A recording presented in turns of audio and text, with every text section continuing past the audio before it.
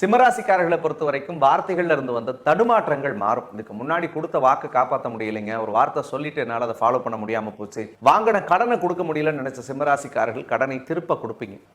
பல்வேறு விதமான முன்னேற்றமே இல்லை, எவ்வளவு படிச்சாலும் என்னால சரியான மார்க் எடுக்க முடியல, எக்ஸாம்ஸை கிளியர் பண்ண முடியலன்னு நினைச்சிட்டு இருந்த சிம்மராசிக்காரர்கள்லாம் கடவுள் புண்ணியத்துல நல்லபடியா பாஸ் பண்ணி நீங்க விரும்பிய துறையில் சேரக்கூடிய வாய்ப்பை ஏற்படுத்தும். பாக்குற நீங்க ஆணா இருந்தீங்கன்னா பெண்கள் சார்ந்த விஷயத்துல கவனம், பெண்ணா இருந்தா ஆண்கள் சார்ந்த விஷயத்துல கவனம், தேவையில்லாத உறவுகள் மலரும். அது நல்லபடியா மலர்ந்தா பரவாயில்ல, பிரச்சனையையும் பிரிவையும் கருத்து வேறுபாட்டையும் அசிங்கத்தையும் தரக்கூடிய அடிப்படையில் இருக்கும். நீங்களே ஒதுங்கி போனா கூட சிம்பிளா சொல்றேன், தப்பே பண்ணலனாலும் தேவையில்லாத ஒரு சொல்லு வரும், பழி வரும், பேர் கெடும். இதெல்லாம் கொஞ்சம் கவனம். வருஷத்தினுடைய தொடக்க காலத்துல மட்டும் கொஞ்சம் நிதானமா இருக்கணும். ஒரு முதல் 4-5 மாசத்துக்கு உங்களுடைய ஜாதகப்படி கொஞ்சம் எதிலும் நிதானம், எதிலும் அமைதி. குறிப்பா வேலையில ரொம்ப கவனம், பணம் சார்ந்த விஷயங்கள்ல கவனம், ஒரு பொறுப்புல இருக்கீங்கன்னா அந்த பொறுப்புல கவனம்.